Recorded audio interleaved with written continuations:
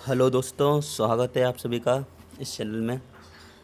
इस सीरीज़ में हम IR current affair February to April तक का डिस्कस करेंगे।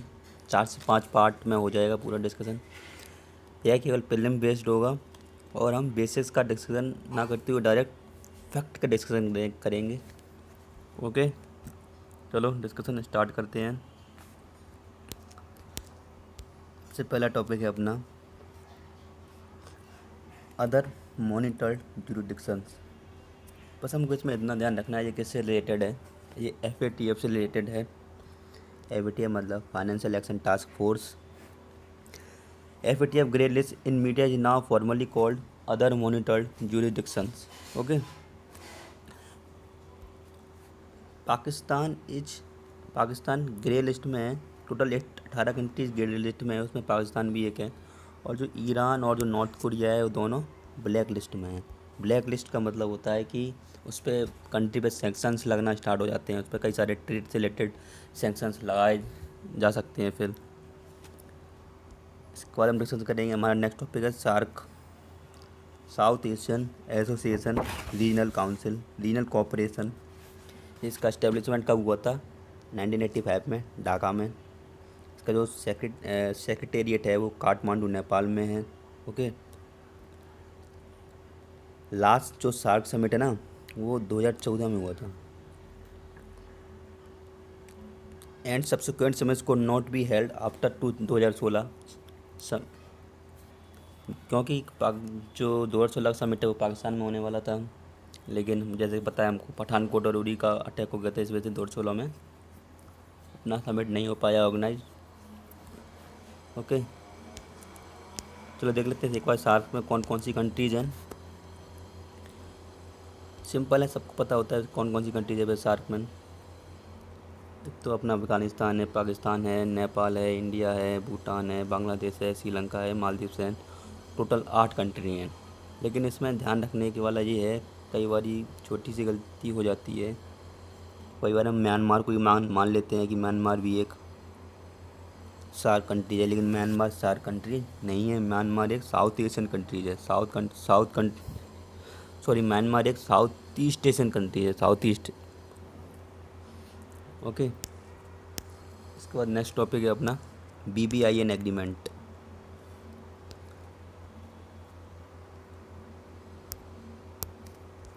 BBIN एग्रीमेंट ये conceived when SAARC as it's. जब हमारा 2014 में जो सार्क समिट हुआ था ऑर्गेनाइज, तो उसमें मोटर व्हीकल एग्रीमेंट को किसी कारणवश साइन नहीं कर पाए थे। तो तो इस मोटर व्हीकल एग्रीमेंट को साइन करने के लिए 4 कंट्री आगे आई थी अलग से। कौन कौन सी? एक तो अपनी BBIN भूटान, एक तो इंडिया है, नेपाल है, बांग्लादेश है और भूटान है। 4 कंट्रीज हैं BBIN के अंदर। तो ये मोटर व्हीकल एग्रीमेंट क्या है भाई? ये BBIN से रिलेटेड है। इसमें क्या है? For regulation of passenger personal and cargo vehicle traffic between the 4 BBIN countries. BBIN मतलब बांग्लादेश, भूटान, इंडिया, नेपाल। ओके, तो इंडिया, नेपाल और बांग्लादेश ने तो इसको साइन कर दिया है, BBIN को रेटिफाई कर दिया है, लेकिन अभी तक भूटान ने इसको अभी रेटिफाई नहीं किया है। Okay, under the south Asia सब रीजनल इकोनॉमिक कोऑपरेशन प्रोग्राम, जो ADB है ना, ADB एशियन डेवलपमेंट बैंक, वो सपोर्ट कर रही है किसको? BBI का जो IN का जो एग्रीमेंट है, providing technical advisory and financial support to this initiative. Okay, अब इससे हमको क्या फ़ायदा होने वाला है भाई BBIN से? जैसे ओपनिंग ऑफ बांग्लादेशी पोर्ट्स, जैसे ही बांग्लादेशी पोर्ट्स का ओपन हो जाएगा इंडिया के लिए, India transporting goods to north eastern state through 4 different routes. ये 4 डिफरेंट रूट्स हैं जैसे कि इसमें दिखाया गया है इसमें। अब जैसे कि मान लीजिए ये चित्तगांव जो पोर्ट है ना वो बांग्लादेश में है। हमको मान लीजिए अगरतला में जाना है, अगरतला में, तो वैसे हमारा रूट क्या होता है? जैसे कोई सामान वगैरह आएगा तो कोलकाता के पोर्ट पे उतरेगा, ठीक है। तो कोलकाता से होते हुए ऐसे मान लो, जैसे कि एग्रीमेंट अगर नहीं है तो यहाँ से होते हुए जाएगा ये चिकन कॉरिडोर से होते हुए, सिलीगुड़ी कॉरिडोर से होते हुए, और इतना लंबा घूमते हुए तब अगरतला पहुँच पाएगा। लेकिन अगर हम डायरेक्ट चित्तागोंग जो पोर्ट से होते हुए अगरतला में जाएँ तो हमारे पैसे की बचत होगी, समय की बचत होगी, हर तरह की बचत होगी। तो ये 4 आज बताए गए हैं, 4 डिफरेंट रूट्स हैं, देख लेना इनको, इससे हमको ये फ़ायदा होने वाला है।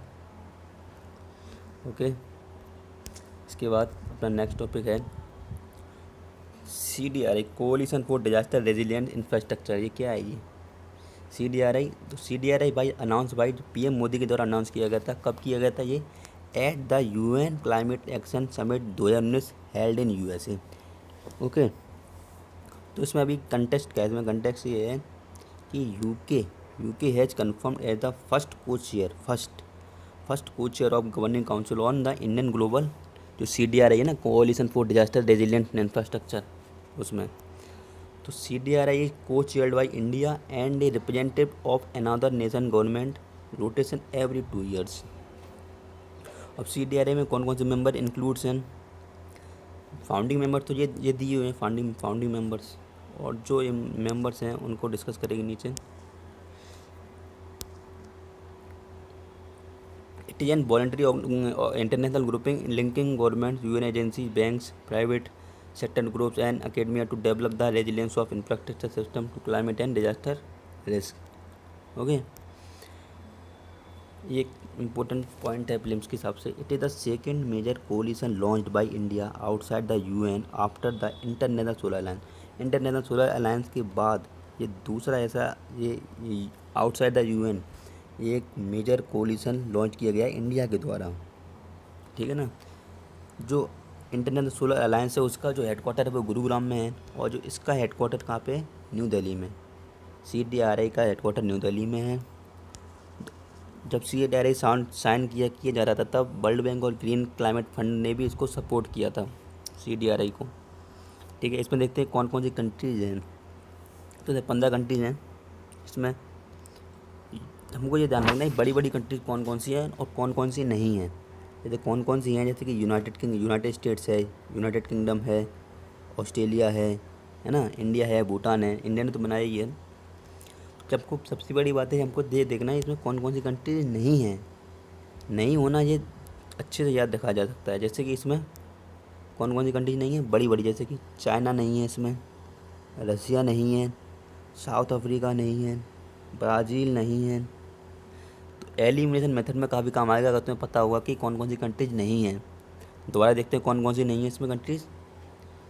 ब्राज़ील नहीं है इसमें, साउथ अफ्रीका नहीं है इसमें, चाइना नहीं है, रसिया नहीं है। ओके, चलो ये देख लेना, पढ़ लेना। और नेक्स्ट टॉपिक है वर्ल्ड सिटी समिट। सिंपल से टॉपिक है। इनोग्रेटेड इन 2008 में इसको इनोग्रेट किया गया था। It is an to address the liveable and sustainable city challenges held by annually का मतलब है कि हर 2 साल में ये एक बार ही होता है। कहाँ पे होता है? सिंगापुर में होता है।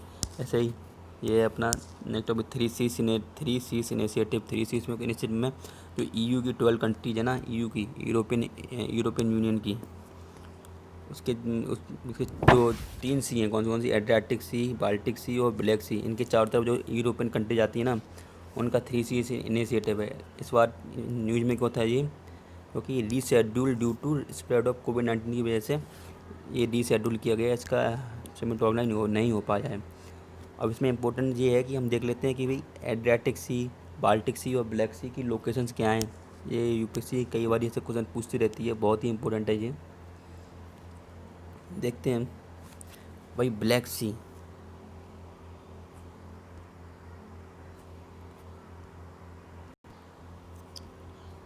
हाँ, तो भाई कहाँ पे थे? ब्लैक सी। ब्लैक सी को कौन कौन टच कर रहा है? इसको हम एक ट्रिक है याद रखने की, GURR बट गुर बुट, जिसे जियो। पहले देखते हैं कौन कौन सी कंट्री टच कर रही है उसको, ब्लैक सी को।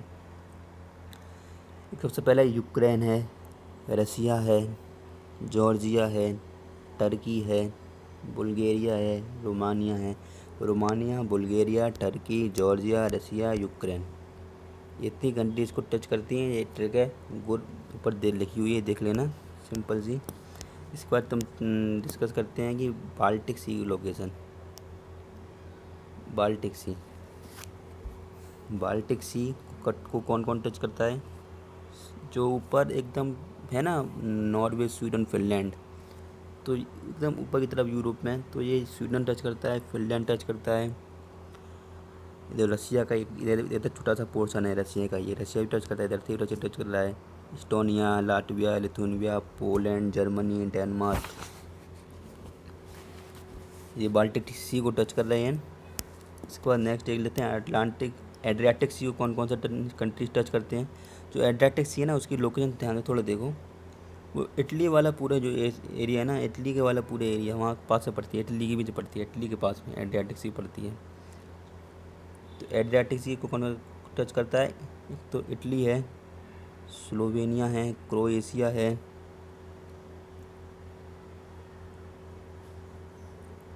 ओके। हाँ, ब्लैक सी में एक और कुछ एक दो पॉइंट और हैं, जैसे कि जो ब्लैक सी है ना, ब्लैक सी के पास में एक सी ऑफ एजोव है, यूक्रेन के पार्ट में, यूक्रेन के पास में। तो सी ऑफ अजोव जो ब्लैक सी है, जो सी ऑफ अजोव है और जो ब्लैक सी है, उन दोनों को स्ट्रेट ऑफ कर्च के थ्रू दोनों जुड़े हुए हैं। ब्लैक सी और सी ऑफ अजोव स्ट्रेट ऑफ कर्च के थ्रू जुड़े हुए हैं। अब देख लेते हैं इनके सभी की लोकेशन कहाँ पर दी है। अब जैसे कि देखो, ये ब्लैक सी है, जैसे कि ये ब्लैक सी है, इधर एड्रियाटिक सी थी, यहाँ पे एजियन सी है ना। ये अपना बाल्टिक सी का है, बाल्टिक सी है। सी से हमेशा क्वेश्चन पूछ लेती है UPSC.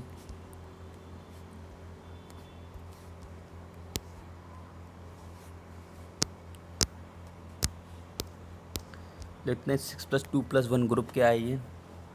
6+2+1 group, the group includes, इसमें 6 का मतलब है कि कौन कौन सी कंट्रीज़ हैं।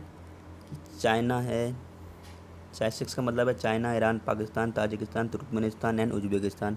2 का मतलब है यूएसए और रसिया, और 1 का मतलब अफगानिस्तान इटसेल्फ। ध्यान रखना कि इसमें इंडिया इसका पार्ट नहीं है, यही इम्पोर्टेंट है कि इसमें इंडिया इसका पार्ट नहीं है इसमें। Recently, the UN Secretariat held a meeting that it called the 6+2+1 group on regional efforts to support peace in Afghanistan में पीस लाने के लिए इस ग्रुप का केवल मीटिंग हुई थी कुछ कंट्रीज़ की, तो इसे 6+2+1 नाम दिया गया था। अब ऐसे ही एक और है, animal disease detective program currently involve 11 countries में। 11 कंट्रीज हैं जो साउथ ईस्ट एशिया के ना, वहाँ के पास की सारी कंट्रीज हैं, और जो उसके पास के जो आइसलैंड कंट्रीज़ हैं, वो सारी कंट्रीज में इंक्लूडेड हैं। इसमें कंटेक्स्ट ये है कि India recently becomes part of the animal disease detective program in Asia Pacific region, ठीक है ना। It is funded by the Indo Pacific centre for health security at the Australia department of foreign affairs and trade, ठीक है। International centre for genetic engineering and biotechnology, इसमें बस ये थोड़ा ध्यान रखना कि established as special project of United Nation industrial of development organization in 1983 the, okay. जो बचा हुआ है पढ़ लेना, सिंपल है। चलो मिलते हैं नेक्स्ट लेक्चर में, okay, thank you, bye bye.